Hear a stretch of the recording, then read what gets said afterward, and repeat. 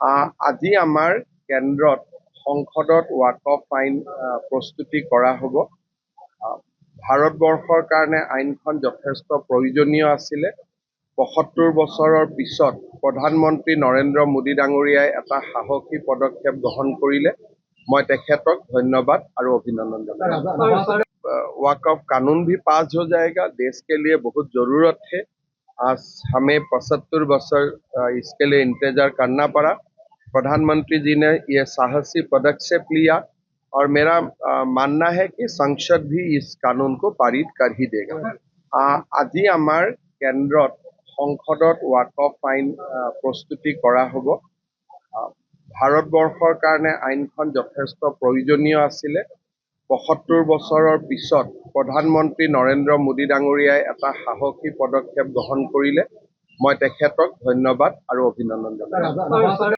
वक़्फ़ कानून भी पास हो जाएगा, देश के लिए बहुत ज़रूरत है।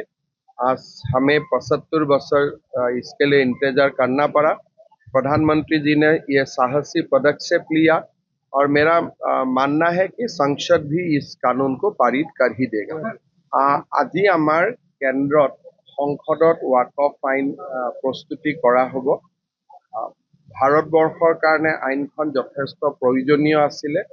৭৫ বছৰৰ পিছত প্ৰধানমন্ত্ৰী নৰেন্দ্ৰ মোদী ডাঙৰীয়াই এটা সাহসী পদক্ষেপ গ্ৰহণ কৰিলে। मैं तेखेतक धन्यवाद और अभिनंदन जनाता। वक़्फ़ कानून भी पास हो जाएगा, देश के लिए बहुत ज़रूरत है। आज हमें 75 बरस इसके लिए इंतजार करना पड़ा। प्रधानमंत्री जी ने ये साहसी पदक्षेप लिया और मेरा मानना है कि संसद भी इस कानून को पारित कर ही देगा।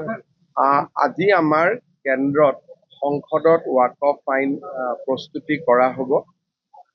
ভাৰতবৰ্ষৰ কাৰণে আইনখন যথেষ্ট প্ৰয়োজনীয় আছিলে। ৭৫ বছৰৰ পিছত প্ৰধানমন্ত্ৰী নৰেন্দ্ৰ মোদী ডাঙৰীয়াই এটা সাহসী পদক্ষেপ গ্ৰহণ কৰিলে।